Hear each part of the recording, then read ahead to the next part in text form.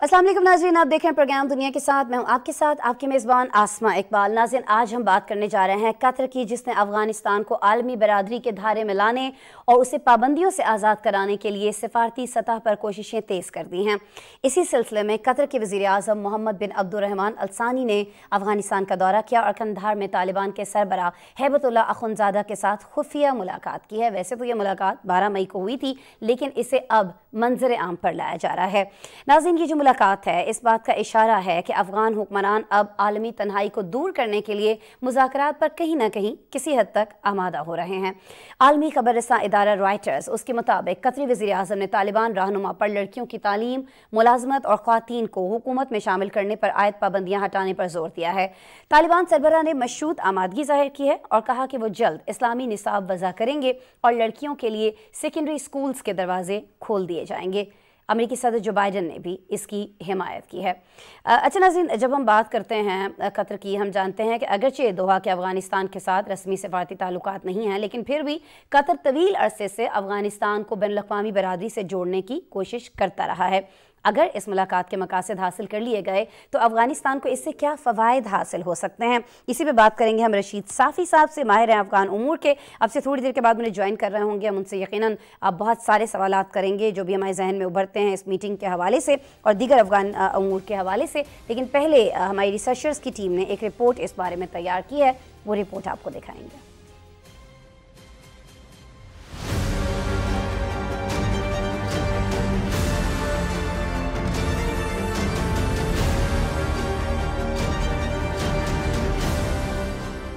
अफगानिस्तान को आलमी तन्हाई से बचाने और दुनिया से उसके ताल्लुकात इस्तवार करके उसे पाबंदियों से बचने के लिए कतर ने कोशिशें तेज कर दी हैं। आलमी खबर से इदारे रॉयटर्स के मुताबिक कतर के वज़ीर आज़म मोहम्मद बिन अब्दुर्रहमान अल सानी ने अफगानिस्तान का दौरा किया है। कतरी वज़ीर आज़म ने जनूबी शहर कंधार में तालिबान के सरबराह हैबतुल्लाह अख़ुंज़ादा के साथ खुफिया मुलाकात की है। 12 मई को होने वाली इस मुलाकात को अब तक खुफिया रखा गया था। आलमी खबरसां एजेंसी रॉयटर्स के मुताबिक कतरी वज़ीर आज़म मोहम्मद बिन अब्दुर्रहमान ने तालिबान सरबराह पर जोर दिया है कि वो अफगान लड़कियों की तालीम, खवातीन पर मुलाजमत और उन्हें हुकूमती उमूर में शामिल करने पर आयद पाबंदियां हटा दें। इस मुतालबे में अक़वाम मुत्तहिदा की एजेंसियों और दीगर इंसानी ग्रुपों के लिए काम करने वाली खवातीन पर पाबंदी हटाना भी शामिल था। कतरी वज़ीर आज़म का कहना था कि मुख्तलिफ ममालिक की तरफ से तालिबान हुकूमत को हतमी तौर पर तस्लीम न करने की वजह उनकी खवातीन के साथ बर्ताव और इंसानी हुकूक के हवाले से खराब रिकॉर्ड है, जिस पर तालिबान सरबराह का कहना था कि वो इस्लामी कानून और अफगान रस्म रवाज के मुताबिक खवातीन के हुकूक का एहतराम करते हैं। उन्होंने लड़कियों पर तालीम के हवाले से पाबंदी हटाने पर मशरूत आमादगी जाहिर की और कहा कि वो जल्द इस्लामी निसाब वज़ा करने के बाद लड़कियों के लिए सेकेंडरी स्कूल खोल देंगे। खबर एजेंसी ने अपने ज़राए का हवाला देते हुए रिपोर्ट किया कि कतर के वज़ीर आज़म मोहम्मद बिन अब्दुर्रहमान ने हैबतुल्लाह के साथ तालिबान की तरफ से दहशत गर्दी के खिलाफ कोशिशों, खास तौर पर दाइश से वाबस्ता तंजीम दाइश खरासान को कुचलने के लिए तालिबान की मुहिम के बारे में बातचीत की गई। दोनों रहनुमाओं ने अफगानिस्तान के इंसानी बहरान के हल के लिए कोशिशों पर भी तबादला ख्याल किया। सराय के मुताबिक अमेरिकी सदर जो बाइडन को भी इस मुलाकात की मुकम्मल तफसीलात से आगाह किया गया, जिन्होंने उसे खुश आइन करा दिया है। अक़वाम मुत्तहिदा के मुताबिक अफगानिस्तान के 4 में से 3 करोड़ आबादी को इंसानी मदद की जरूरत है। कतर तवील अरसे से बैनुल अक़वामी बिरादरी पर दबाव बढ़ा रहा है कि वो तालिबान को तस्लीम करने के लिए रोड मैप पर इत्तेफाक करे। अगर इस मुलाकात के मकासद हासिल कर लिए जाते हैं तो अफगानिस्तान न सिर्फ आलमी तन्हाई से निकल आएगा, बल्कि उसे आलमी पाबंदियों से भी निजात हासिल करने में भी मदद मिल सकती है। मदद तो बहुत मिल सकती है, लेकिन इस मदद के लिए शराइत क्या होंगी? क्या पहले से जो शराइत हैं अफ़गानिस्तान के लिए आलमी बरादरी को ज्वाइन करने के लिए, वो शराइत जो हैं वो पूरी की जाएंगी अफ़गान तालिबान की जानिब से, या इस मुलाकात में जो वादे वईद किए गए हैं वो पहले किए गए वादे वईद की तरह हमें पूरे होते दिखाई नहीं देंगे? ये सारी चीज़ें रशीद साफ़ी साहब से जानने की कोशिश करते हैं। अस्सलाम वालेकुम रशीद साहब। वालेकुम अस्सलाम। रशीद साहब, बहुत शुक्रिया ज्वाइन करने के लिए। रशीद साहब, पहले तो ज़रा ही फरमा दीजिएगा इस मुलाकात को खुफिया क्यों रखा गया? क्यों जिस तरह से बाकी रहनुमा मुलाकातें करते हैं, जैसे पाकिस्तान में एक सैफ अली की मुलाकात हुई, तालिबान रहनुमा थे, चाइना की जानिब से शिरकत थी, पाकिस्तान की जानिब से नुमाइंदगी थी, तो इस मुलाकात को खुफिया क्यों रखा गया सर? شکریہ آسما، ایک تو میں آپ کی اور آپ کی ٹیم کو داد دیتا ہوں کہ یہ اس خطے کی ایک بڑی خبر جو عام میڈیا کے لیے کوئی زیادہ اہم نہیں تھی، آج آپ کی ٹیم نے اس کو اہم جانا ہے اور اس پہ آپ ایک پورا سیگمنٹ کر رہی ہے، تو واقعی ایک بہت بڑی پیش رفت تھی۔ اور آپ کا یہ جو سوال ہے یہ واقعی بہت غور طلب ہے کہ اس ملاقات کو کیوں خفیہ رکھا گیا۔ تو اس کے کئی وجوہات ہیں۔ ایک تو یہ پہلا براہ راست رابطہ ہے دوحہ کے بعد جو دنیا کا طالبان قیادت کے ساتھ یہ ایک براہ راست رابطے میں ایک دفعہ پھر قطر کے ذریعے یہ ملاقات ہوئی ہے، اور قندھار میں یہ اعلیٰ سطحی وفد جو پہنچا ہے، جو براہ راست دوحہ سے قندھار پہنچا ہے، اور یہ آپ جانتی ہے کہ یہ جن کی قیادت میں یہ وفد گیا ہے یہ قطر کے پرائم منسٹر کے طور پہ کام کرتے ہیں، وزیر خارجہ بھی ہے عبد الرحمن بن افسانی جو ہے، یہ بہت اہم شخصیت ہے قطر میں۔ اور انہوں نے جا کے جہاں پہ جن لوگوں سے ملاقات کی، افغانستان کے اصل حکمران یہی ہے۔ قطر جانتا ہے کہ افغانستان اس وقت کن لوگوں کے قبضے میں ہے یا کن کے اشاروں میں چلتا ہے۔ اگر میں یہ کہہ دوں کہ قطری حکام نے افغانستان کی اصل اسٹیبلشمنٹ سے ملاقات کی ہے تو غلط نہیں ہوگا۔ ان میں تھوڑا سا اضافہ یہ کرتا جاؤں، جو افغانستان میں ہمارے ذرائع ہیں ان سے میری بات ہوئی ہے، ان کا یہ کہنا تھا کہ یہ صرف قطری وفد نہیں تھا، ان میں کم از کم 4 ایسے اہم لوگ تھے جن کے بارے میں یہ کنفرم خبر نہیں ہے، لیکن جن کے بارے میں یہ خیال ہے، جس طرح آپ نے اپنے رپورٹ میں جس کا اشارہ دیا کہ جو صدر جو بائیڈن ہے امریکہ کے، ان کو باخبر رکھا گیا تھا، تو کم از کم 3 سے 4 اہم امریکی سفارتکار بھی موجود تھے، اور یہ قطری وزیر اعظم اور وزیر خارجہ جو ہے ان کے ساتھ قطر کے انٹیلیجنس کے سربراہ بھی موجود تھے، اور یہ ملاقات انتہائی خفیہ رکھی گئی۔ قندھار میں موجود کچھ لوگوں سے میری بات ہوئی، جب آپ کے پروڈیوسر نے مجھے بتایا کہ اس پہ آپ نے سیگمنٹ کرنا ہے، تو بہت اہم لوگوں سے میری بات ہوئی، تو انہوں نے کہا کہ ہاں اس بات کی تصدیق انافیشلی وہ کر رہے ہیں کہ یہ ملاقات ہوئی ہے۔ شیخ ملا ہیبت اللہ کی ملاقات عبد الرحمن بن ثانی سے ہو چکی ہے، اور یہ آج نہیں ہوئی ہے نہ کل ہوئی ہے، یہ 12 مئی کو یہ ملاقات اس کا اہتمام ہوا تھا، اور اس میں شیخ صاحب جو تھے حسب معمول انہوں نے اپنے چہرے کو نقاب میں رکھ کے یہ ملاقات کی تھی، اور شیخ صاحب شیخ ہیبت اللہ جو ہے، جو امیر المومنین کہلاتے ہیں افغانستان میں، ان کی جو ہم رکابی کی گئی تھی اس ملاقات میں، ان کے جو خاص کچن کیبنٹ کے جو اصل لوگ ہیں، یعنی میں اگر ذکر کروں جو ملا شیرین ہے جو گورنر قندھار ہے وہ موجود تھے، صدر ابراہیم تھے جو اسٹیبلشمنٹ کے سب سے طاقتور ترین شخصیت تصور کیے جاتے ہیں ہیبت اللہ کے بعد،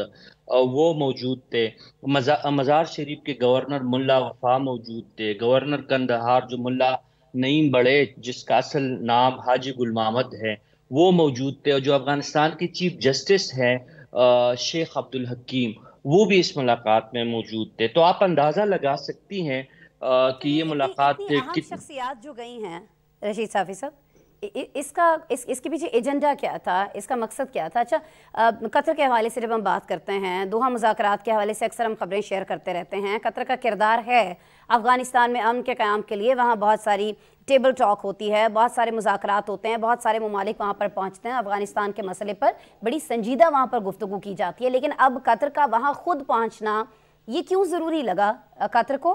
یا آپ کو لگتا ہے کہ جن کچھ ممالک کا آپ نے ذکر کیا کہ ان کے نمائندے بھی اس میں تھے، وہ اب قطر کو اس طرح بھی استعمال کرنا چاہ رہے ہیں کہ جی وہاں نہیں بیٹھک ہونی چاہیے ہے، اب افغانستان کے اندر بیٹھک ہونی چاہیے ہے؟ اس سے فرق پڑے گا وہی شخصیات جن سے قطر میں ملاقاتیں ہوتی تھیں اب وہ خود اٹھ کر قطر سے افغانستان جاتی ہیں؟ کوئی پازیٹیو ہم دیکھ رہے ہوں گے، کوئی تبدیلی آئے گی، خاص طور پر جب ہم افغان حکومت کی بات کرتے ہیں، طالبان حکومت کی بات کرتے ہیں، وہ مطالبے جو دوحہ میں بیٹھ کر وہ نہیں مانتے تھے، خود چل کر لوگ ان کے پاس آئے ہیں تو وہ مطالبے مان رہے ہوں گے؟ میں انسانی حقوق کو لے کر بات کر رہی ہوں صافی صاحب۔ جی بالکل، ایجنڈا یہی تھا کہ امریکہ نے مجبور کیا تھا قطری حکام کو کہ جی چونکہ آپ بیچ میں ثالثی کر رہے تھے دوحہ ایگریمنٹ اور اس سے جی پہلے جی کے پروسیس اور اس کے بعد کے پروسیس میں، تو اب طالبان سے جو شکایتیں ہیں وہ یہی ہے جو آپ نے بیان کیا. خواتین کے حقوق کا خیال نہیں رکھا جا رہا ہے، جو وہاں پہ اسکول اور کالجز ہیں ان کو بند کیا گیا ہے. ان تمام باتوں کے جو وہاں پہ موجود قندھار میں موجود ذرائع ہیں، کچھ اور افغان ذرائع ہیں، ان سے جب ہماری بات ہوئی تو ان سے جب ہم نے یہ سوال کیا کہ باتیں کیا ہوئی ہے، کیا ایجنڈا اتنا اعلیٰ سطحی وقت جو اب قندھار پہنچا ہے سیکیورٹی رسک لے کے، تو ان کا یہی کہنا تھا کہ بنیادی باتیں یہی ہو رہی تھی کہ جی جو دوحہ معاہدے کے تحت طالبان نے دنیا کے ساتھ جو وعدے کیے تھے ان کو ایفا کیا جائے. لیکن اس کے ساتھ ساتھ آسما، میں آپ کے دیکھنے والوں کے لیے ایک خبر دینا چاہوں گا کہ پلیز یہ پلیز صرف افغانستان کے حوالے سے یہ ملاقات نہیں تھی، بلکہ اس کا جو کینوس ہے بہت وسیع ہے. سنٹرل ایشیائی ممالک سے لے کر یوکرین جنگ تک جو ہے اس میں چیزیں ڈسکس ہوئی ہے، اور پورا ایک جو آپ کہہ سکتے ہیں کہ ایک بین الاقوامی ایجنڈے کے ساتھ ایک ملاقات ہوئی جی ہے. جی اس میں دیکھیں یہ کچھ لوگوں کا جو میں نے ذکر کیا، اسپیشلی جو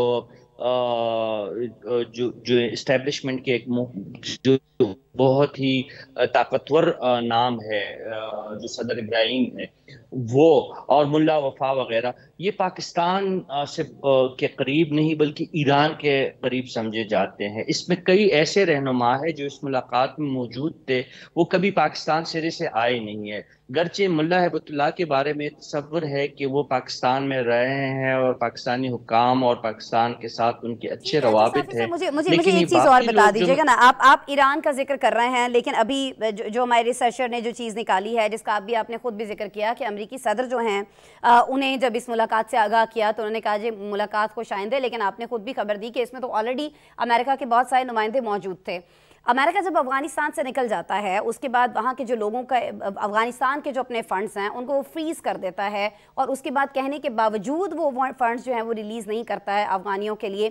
پھر ہم دیکھتے ہیں کہ ایک میٹنگ ہوتی ہے دوحہ کے اندر اب سے کچھ عرصہ پہلے اقوام متحدہ کے زیر اہتمام، اور اس میں افغان طالبان حکومت ہی کو نہیں بلایا جاتا ہے، کتنے اہم فریق کو. اور اب ہم یہ دیکھ رہے ہیں کہ قطر کو وہاں پر بھیجا جا رہا ہے. تو ایک دم سے پھر کیوں اتنا امپورٹنٹ ہو گیا ہے امریکہ کے لیے افغانستان؟ جی، میں اسی جانب آ رہا تھا جو جی ایران جی کا میں ذکر کر رہا تھا. امریکہ کی سب سے بڑی پریشانی یہ ہے کہ ایرانی ڈرونز اور اس کے ساتھ جو ہے ایران کی ڈرون ٹیکنالوجی اور ترکی کی ڈرون جی جی ٹیکنالوجی کا جو ہے وہ بے دریغ استعمال روس اور یوکرین جنگ میں ہو رہا ہے. ٹھیک تو ہے. امریکہ کا یہی خیال ہے کہ اگر یہاں سے افغانستان سے ایران کو کنٹرول کیا جائے اور روس کو کوئی پیغام دیا جائے، تو ان کا تو یہ مقصد ہے جو میں یوکرین اور روس جنگ کے تناظر میں جو بات ہوئی ہے. اور مجھے حیرت اس بات کی ہوئی جب بات میں نے کی افغانستان کے کئی لوگوں سے، تو اس ملاقات کی زیادہ جو ان کا فوکس تھا وہ ایران اور یوکرین اور روس جنگ کے حوالے سے تھا. تو یہ ایک بہت ہی پیچیدہ سی ایک ملاقات تھی. لیکن اس میں ہم نے یہ پہلی دفعہ دیکھا جو طاقتور حلقہ ہے انہوں نے اس ملاقات سے دور رکھا سراج الدین حقانی کو، جو وزیر داخلہ ہے افغانستان کے. اس ملاقات میں وہ موجود نہیں تھے. اور اس سے بھی حیرت کی بات یہ تھی کہ جو افغانستان کے وزیر دفاع ہیں، یہ ہماری اطلاعات ہے کہ ملا یعقوب وہ بھی اس ملاقات میں موجود نہیں تھے. حتیٰ کہ افغانستان کے جو انٹیلیجنس چیف ہے ملا وسیق، وہ بھی اس ملاقات میں موجود نہیں تھے. تو یہ ایک نیا ہم نے وہاں پہ ایک نیا طرز عمل دیکھا ہے. امریکیوں نے براہ راست رابطہ کیا ہے شیخ ہیبت اللہ سے، اور شیخ ہیبت اللہ جو ہیں انہوں نے اپنے جو قریبی ساتھی ہیں انہی کو بلایا ہے جن کا میں نے آپ کو بلایا کہ ملا طالب، ملا وفا، حاجی گل محمد. پوری یہ جو عبوری افغان حکومت تھی اس سے معاملات طے کرنے کی کوشش کی گئی. امریکہ نے براہ راست بھی یہ کوشش کی، اقوام متحدہ نے بھی اپنی سے ایک ایفرٹ کر دیکھ لی، باقی ممالک نے بھی دباؤ ڈالا، زور دیا، تمام ہی حربے استعمال کیے گئے، لیکن صافی صاحب جو مطالبات تھے انسانی حقوق کو لے کر افغانیوں سے، افغان طالبان حکومت سے، وہ پورے نہیں ہوئے. بٹ لیٹس سی کہ اس میٹنگ کے بعد ناظرین کیا ہوتا ہے آگے. کچھ اگر ملاقاتیں ہو رہی ہوں گی تو اس سے بھی ہم آپ کو آگاہ رکھیں گے. صافی صاحب آپ آگاہ کرے تھے، بہت شکریہ رشید صاحب آپ کے وقت کے لیے. اچھا جی، پروگرام میں اب ہمیں آگے بڑھنا ہے. افغانستان کا تو جنگ کے بعد جو حال ہوا اور پھر اس کے بعد جب امریکی یہاں سے نکل گئے تو جو حال ہوا وہ آپ سبھی جانتے ہیں، اور ابھی جو کوششیں کی جا رہی ہیں صورتحال کو بہتر کرنے کے لیے اس سے بھی ہم آپ کو آگاہ کر رہے ہیں، جو میٹنگز ہو رہی ہیں.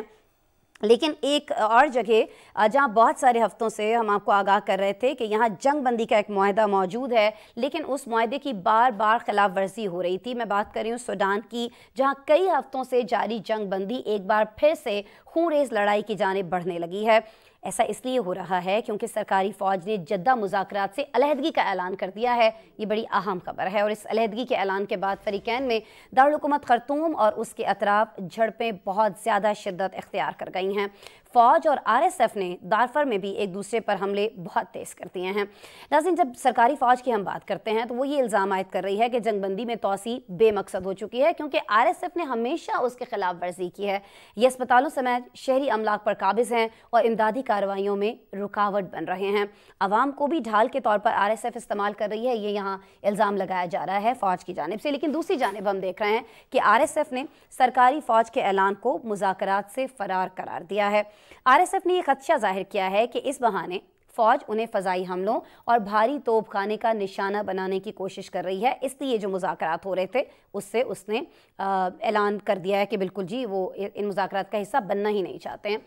یہاں جنگ کے باعث ہم دیکھ رہے ہیں کہ سوڈان کی حالت یہ ہو چکی ہے کہ ہر طرف تباہی کے مناظر ہیں، عوام کے پاس بجلی نہیں ہے، پانی نہیں ہے، شدید غذائی قلت کا یہاں پر لوگوں کو سامنا ہے. اور اقوام متحدہ نے بھی خبردار کر دیا ہے کہ جنگ نے اب تک 2.5 کروڑ سے زائد افراد کو متاثر کیا ہے. سوڈانی فوج کے اس بڑے فیصلے نے امریکہ اور سعودی عرب کی زیر نگرانی ہونے والے جدہ مذاکرات پر سوالیہ نشان لگا دیا کہ اب ان کا مقصد کیا ہوگا. اگر صرف یہ RSF اس میں شامل ہے اور فوج جو ہے وہاں کی سوڈان کی وہ نکل جاتی ہے تو پھر کیا مذاکرات ہی آگے بڑھ پائیں گے، ہو پائیں گے؟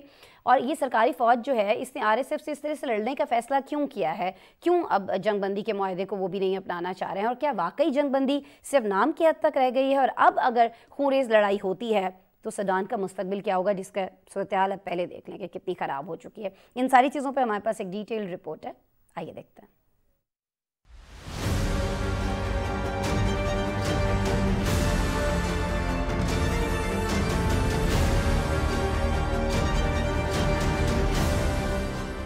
سوڈان میں سرکاری فوج نے جنگ بندی کے لیے جدہ مذاکرات سے الگ ہونے کا اعلان کیا ہے.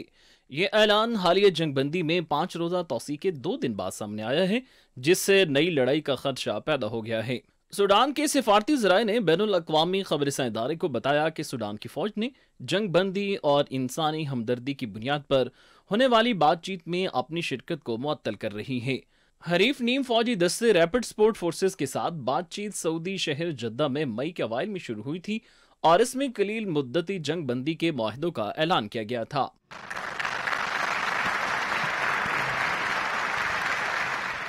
سوڈانی فوج کے ترجمان بریگیڈیئر نبیل عبداللہ نے بھی بین الاقوامی خبررساں ایجنسی کو بتایا کہ یہ فیصلہ RSF کی جانب سے دارالحکومت خرطوم میں ہسپتالوں سمیت شہری انفراسٹرکچر پر مسلسل قبضے اور انسانی بنیادوں پر جنگ بندی کی بار بار خلاف ورزیوں کے جواب میں کیا گیا ہے.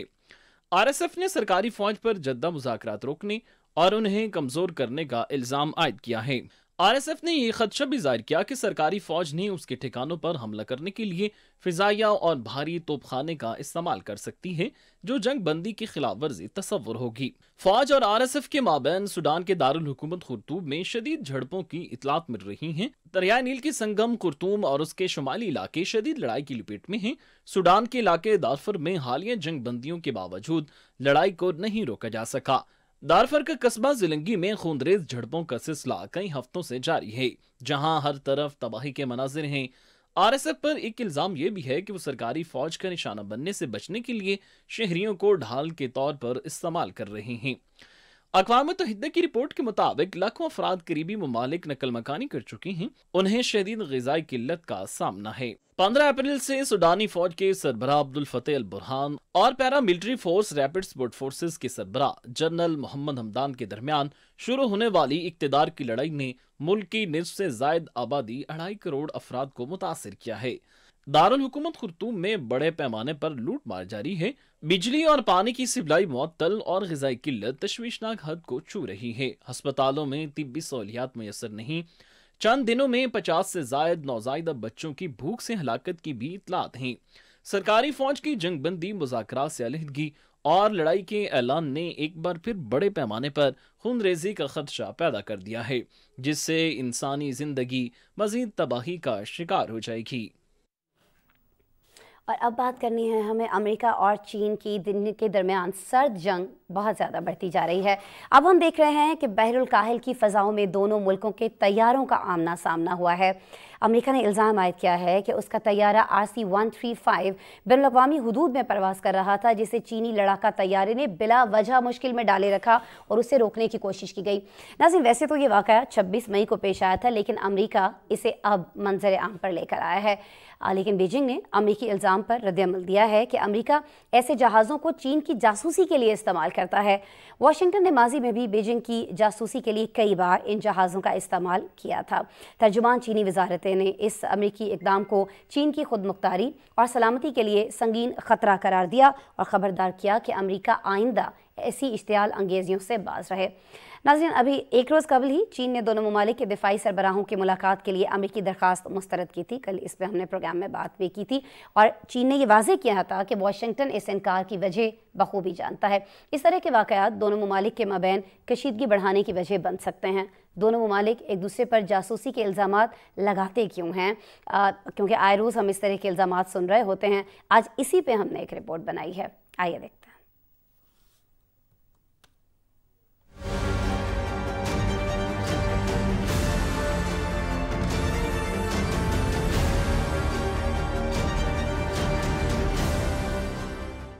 चीन के लड़ाका तैयारे ने बहरे जनूबी चीन में गुज़िश्ता हफ्ते अमेरिका के बोइंग तैयारे को मुश्किल में डाल दिया। यूएस की इंडो पैसिफिक कमांड ने सोशल मीडिया पर जारी बयान में बताया कि अवामी जमहूरियत चीन के एक J-16 लड़ाका तैयारे के पायलट ने 26 मई को अमरीकी फ़िज़ाइया के RC-135 तैयारे को रोकने की कोशिश की। चीनी तैयारे ने बराह रास्त RC-135 के सामने परवाज की, जिसकी वजह से अमरीकी तैयारे को गैर महफूज अंदाज में गुजरना पड़ा। आलमी मीडिया ने रिपोर्ट किया कि दोनों तैयारों के आमने सामने आने के बाद अमरीका ने चीनी फौजी तैयारों के हालिया रुझान को खतरनाक करार दिया है। अमरीकी फौज का कहना है कि बैनुल अक़वामी कवानीन के तहत काम जारी रखेंगे। गैर मुल्की मीडिया के मुताबिक फिजा में जो अमरीकी फौजी तैयारा मौजूद था वो आम तौर पर निगरानी या जासूसी के लिए इस्तेमाल किया जाता है। दूसरी जानिब चीनी वज़ारत ख़ारजा ने अमरीकी तर्ज अमल को बीजिंग की खुद मुख्तारी के खिलाफ करार दिया है। चीनी मीडिया के मुताबिक तर्जमान वज़ारत ख़ारजा ने कहा कि तवील अरसा से अमरीका चीन के करीब से जासूसी में मसरूफ है। इस काम के लिए कई जहाज तैनात किए हैं। अमरीका का ये कदम चीन की कौमी सलामती के लिए संगीन खतरा है। तर्जमान ने अमरीका पर जोर दिया कि इस तरह की खतरनाक इश्तियाल अंगेजियों को रोके। चीन अपनी खुद मुख्तारी और सलामती की दिफा के लिए जरूरी इक़दाम करता रहेगा। दूसरी जानिब चीन की वज़ारत दिफा के तर्जुमान का कहना है कि चीन अमरीका की तरक्की को अहमियत देता है। बातचीत उसूलों के बगैर नहीं हो सकती। उन्होंने अमरीका पर जोर दिया कि उसे अपने गलत तर्ज अमल को दुरुस्त करना चाहिए और बातचीत के लिए जरूरी हालात पैदा करें। खबर एजेंसी के मुताबिक रवां साल फरवरी में भी चीन के जंगी और अमरीकी बहरिये के हवाई जहाज का आमना सामना हुआ था। वाशिंगटन और बीजिंग के दरमियान हालिया महीनों में कशीदगी उरूज पर है। रवां साल फरवरी में अमेरिका ने अपनी फिजा में दाखिल होने वाले गुब्बारे को जासूसी बैलून करार देकर मार गिराया था। चीन का मौक़िफ़ था कि ये मौसम से मुतालिक मालूमात जमा करने के लिए इस्तेमाल किया जा रहा था और रास्ते से भटक गया। अमेरिका इस वाक़े पर माफ़ी मांगे। माहिरीन के मुताबिक चीन और अमेरिका के दरमियान कशीदा सूरत हाल को ख़त्म करने के लिए सिफारती चैनल को इस्तेमाल करते हुए अपने अपने खदशात और तहफ़्फ़ुज़ात को दूर करना होगा ताकि मसाइल को बातचीत के जरिए हल किया जा सके।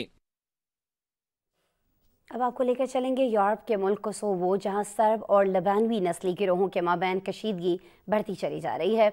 यहाँ हंगामा आराई हो रही है, मुजाहिरीन की जानिब से पथराव किया जा रहा है और नेटो आर्म्ड फोर्स के 30 से ज़ायद फौजी इसमें ज़ख्मी हो गए हैं। नेटो ने पुरतशद्दुद हालात को कंट्रोल करने के लिए अपने साथ 100 फौजी एहलकार फौरी तौर पर इलाके में भेजने का ऐलान किया है। अमन व अमान की सूरत हाल उस वक्त ख़राब हुई जब कोसोवो के शिमाली कस्बे में होने वाले इंतखाबात का सर्ब बाशिंदों ने बॉयकॉट किया तो अल्बानवी नस्ल के उम्मीदवार मेयर्स मुंतखब हो गए। ताहम सर्ब बाशिंदों ने उन्हें कबूल करने से साफ इनकार कर दिया और मौक़िफ़ उन्होंने ये इख्तियार किया कि अल्बानवी मेयर्स को साजिश के तहत उन पर मुसल्लत किया जा रहा है। इसी तनाज़े पर होने वाले एहतजाजी मुजाहरे अब कशीदा सूरत हाल इख्तियार कर चुके हैं। नाज़रीन, अल्बानवी और सर्ब नस्ली गिरोहों के दरमियान एक तवील अरसे से दुश्मनी है और बहुत ज़्यादा लड़ाई चली आ रही है। ताहम मेयर्स के हालिया इंतखाबी नताइज ने सर्ब आवाम को एक बार फिर से मुश्तइल कर दिया है। यहाँ मुश्तइल मुजाहिरीन मुतालिबा ये कर रहे हैं कि अल्बानवी मेयर्स को फौरी ओहदों से हटाया जाए। क्या उनका मुतालिबा तस्लीम किया जाएगा? इसी तनाज़े पर एक रिपोर्ट है, आइए देखते हैं।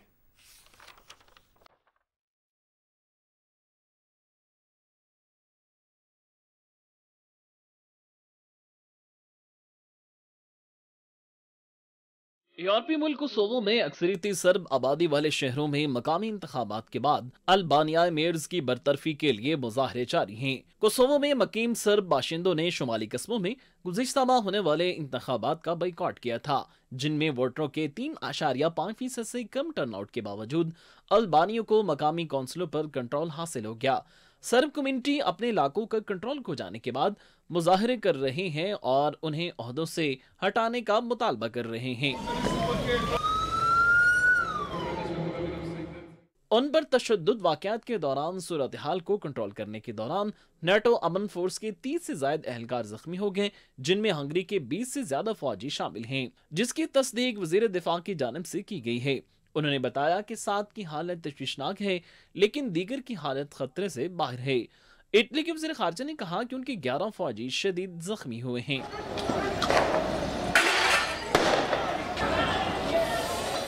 फ्रांसीसी खबर से अदारे AFP के मुताबिक सर्बों के ग्रुपों की सर्ब अक्सरियत इलाके में म्यूनिसिपल इमारत के सामने कोसोवो की पुलिस के साथ झड़पें हुई। मुजाहिरीन ने इमारत में दाखिल होने की कोशिश की, जिसके बाद कानून नाफिज करने वाले एहलकारों को आंसू गैस का इस्तेमाल करना पड़ा। मुजाहिरीन की जानिब से भी जवाबी पथराव और पेट्रोल बम फेंके गए।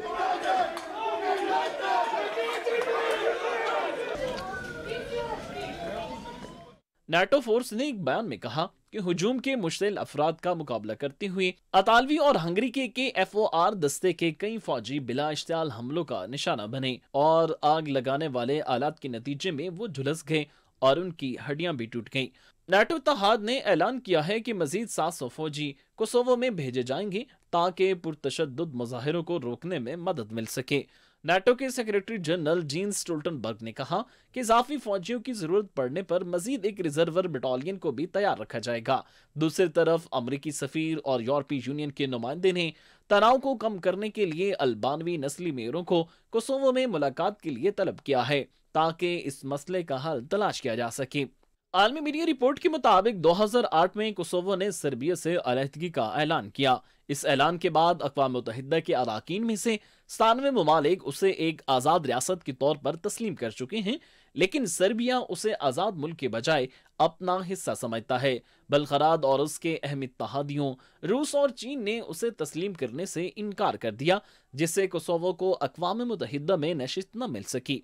बरतानवी नशियाती इदारे के मुताबिक कोसोवो में सर्ब बड़ी हद तक बल्गराद के वफादार रहे हैं, खास तौर पर शुमाल में जहां वो अक्सरियत में हैं, और कोसोवो की तरफ से खित्ते पर कंट्रोल मजबूत करने के लिए हर इकदाम को मुस्तरद करते हैं। मुताद्दिद सर्ब कोसोवो की पुलिस फोर्सेज के इनखला का मुतालबा कर रहे हैं, जिनकी शुमाली कोसोवो में मौजूदगी ने तवील अरसे से जारी मुज़ाहमत को जन्म दिया है। कुछ जिक्र ऑस्ट्रेलिया और जनूबी कोरिया का दो तरफा दिफाई ताउन को वसअत देने पर ये दोनों ममालिक मुत्तफ़िक़ हुए हैं। दोनों मुल्कों के दिफाई सरबराहान 2011 में भी बाहमी ताउन पर किए माहदे से आगे बढ़ते दिखाई दे रहे हैं। इस माहदे के तहत नाज़रीन दोनों ममालिक की जो मुसल्लह अफवाज हैं मुश्तरका मशकों के साथ बहरुल काहिल से बारूदी सुरंगों का सफाया करेंगी और मुस्तकबिल में मुश्तरका जंगी मशकें भी दोनों ममालिक से की जानिब से की जा रही होंगी।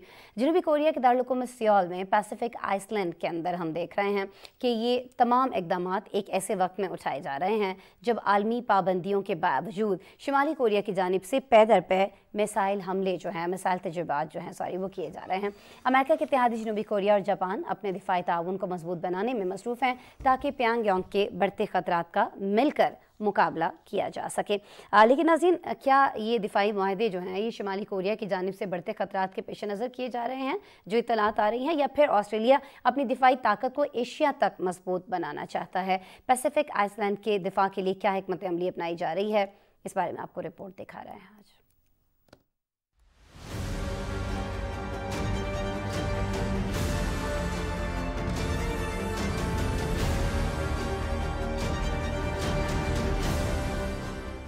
آسٹریلیا اور ایشیائی ملک جنوبی کوریا دو طرفہ دفاعی تعاون بڑھانے پر رضامند ہو گئے۔ خبر ایجنسی کے مطابق دونوں ملکوں کے درمیان سیکیورٹی تعاون بڑھانے پر اتفاق جنوبی کورین وزیر دفاع کی آسٹریلوی ہم منصب رچرڈ مال سے ہونے والے پیسیفک آئس لینڈ سربراہی اجلاس کے موقع پر ہونے والی ملاقات میں کیا گیا۔